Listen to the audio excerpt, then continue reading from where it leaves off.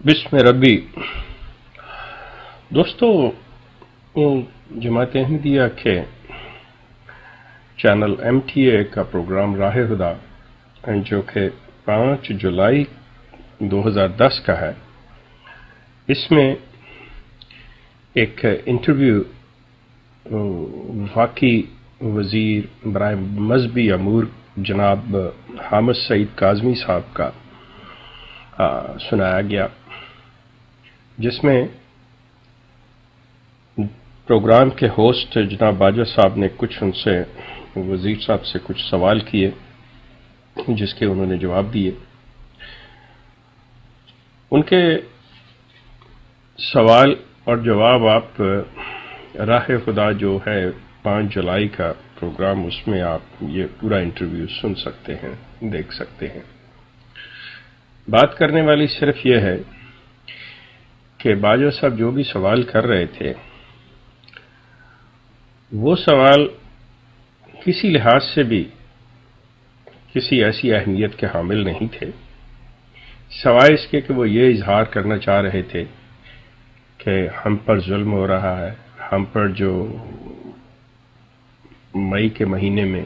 ہماری 2 عبادت گاہوں پہ حملہ ہوا، جس کے نتیجے میں کچھ 85-86 لوگ جو ہیں ہلاک ہوئے۔ یقیناً جیسا کہ میں نے اپنے پہلے بھی یہ بات کہی ہے کہ آپ کو چاہے کسی سے کتنا بھی اختلاف کیوں نہ ہو، لیکن تشدد اور قتل و غارت،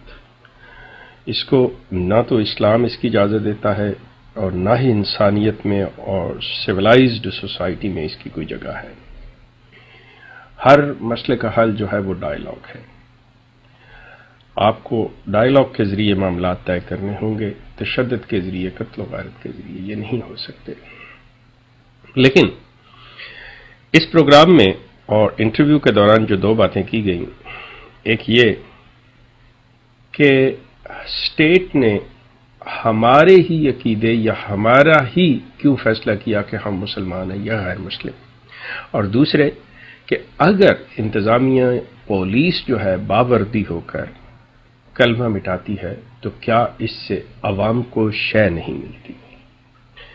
میں باجوہ صاحب کی خدمت میں صرف یہی عرض کرنا چاہوں گا ان 2 سوالوں پر کہ دیکھیے، پہلی بات تو یہ ہے کہ اسٹیٹ کو اجازت آپ نے دی۔ اسٹیٹ ایک چیز کو اسمبلی میں لے کے آئی، آپ کو موقع دیا گیا، آپ کو بلایا گیا۔ آپ اگر اتفاق نہیں کرتے تھے، اگر آپ کو اس چیز پر اصرار تھا کہ یہ اسٹیٹ کا کام نہیں ہے، تو آپ کا پورا حق تھا اور آپ بالکل قانون کے اندر رہتے ہوئے اس کا بائیکاٹ کر سکتے تھے، اس سے انکار کر سکتے تھے، اس سے صاف کہتے کہ ہم نے یہاں نہیں آنا کیونکہ آپ کو اختیار ہی حاصل نہیں ہے۔ لیکن معذرت کے ساتھ میرے عزیز، آپ نے منافقت سے کام لیتے ہوئے، آپ کو یہ بات ماننی پڑے گی کہ اس وقت کے آپ کی جو قیادت تھی، اس نے انتہائی منافقت سے یہ کام لیا کہ کاغذوں میں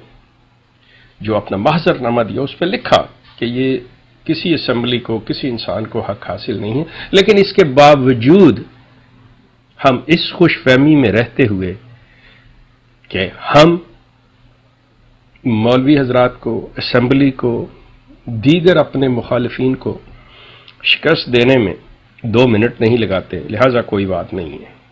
آپ کے ذہن میں تھا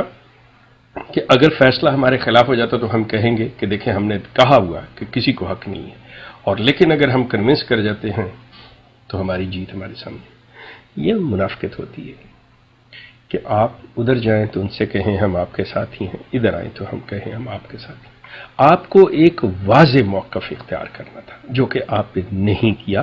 آپ وہاں گئے، پیش ہوئے، اور آپ نے پورا وقت لیا، آپ پر کافی وقت جرا، بحث ہوتی رہی، آپ نے مکمل طور پر اپنے کیس کو پریزنٹ کیا، اور پھر اس کے نتیجے میں چونکہ آپ کی اللہ تعالیٰ سے دعا بھی تھی کہ یہ لوگ جو ہیں، اے اللہ انہیں نور فراست عطا کرتا، یہ قرآن و سنت کی روشنی میں کسی صحیح فیصلے پہ یہ معزز ارکان اسمبلی پہنچ جائے۔ اب چاہے اسے یہ سمجھیں کہ آپ کی دعا قبول ہوئی یا نہیں ہوئی، یہ آپ پر ہے۔ دوسری بات باجوہ صاحب آپ سے میں عرض کروں کہ قانون کے ادارے جب کسی بات پر عمل کرتے ہیں، جب کسی مجرم کو پکڑتے ہیں، جب انتظامیہ قانون کو لاگو کرتی ہے اور اس پر عمل درآمد کراتی ہے تو اس کو پبلک دیکھ رہی ہوتی ہے، اور اس کا یہ مطلب نہیں ہوتا کہ وہ چوری چھپے یا رات کے اندھیرے میں کوئی کام کریں کہ پبلک نہ دیکھے، کیونکہ وہ دیکھیں گے تو پبلک بھی وہی کام کرنا شروع کر دے۔ آپ نے یہ نہایت عجیب سی بات کی ہے کہ جی اگر پولیس باوردی مسجدوں میں یا جہاں پہ کلمہ لکھا ہے، عبادت گاہوں پہ، وہاں جا کر وہ مٹاتی ہے تو لوگوں کو اس چیز سے شے ملتی ہے، اور کیا وہ نہیں کریں گے؟ پولیس تو سرے عام لوگوں کو ڈنڈے بھی مارتی ہے، پولیس تو سرے عام لوگوں کو گرفتار بھی کرتی ہے، تو اس کا یہ مطلب نہیں ہوتا کہ دوسرے لوگ جو ہیں وہ کہیں کہ اچھا ہمیں بھی اس چیز کی اجازت ہے۔ وہ مخصوص اس چیز کا ہے، لیکن جو لوگ قانون کو اپنے ہاتھ میں لیتے ہیں وہ لوگ یقیناً قانون کی گرفت میں آئیں گے، وہ صحیح کام نہیں کر رہے، غیر قانونی کام کرتے ہیں، اور قانون نافذ کرنے والے اداروں کا فرض ہے کہ وہ لوگ جنہوں نے قانون اپنے ہاتھ میں لیا ہو انہیں گرفتار کریں۔ لیکن آپ کا یہ کہنا کہ جب پولیس اس طرح کے کام کرتی ہے یا انتظامیہ اپنی زیر نگرانی آپ کی کسی عبادت گاہ سے کلمہ کو مٹواتی ہے تو اس سے ان کا مقصد جو ہوتا ہے وہ عوام کو اس چیز کی طرف لانا ہوتا ہے کہ ہاں آپ بھی کر سکتے ہیں، یہ غلط بات ہے۔ کبھی بھی انتظامیہ عوام کو اس طرف نہیں لے کے آتی،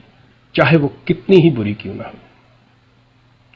آپ کا یہ سمجھنا کہ انتظامیہ کا یہ کرنا عوام کو اس طرف توجہ دلانا ہے کہ آپ بھی یہ کام کریں، نہیں، ایسی کوئی بات نہیں۔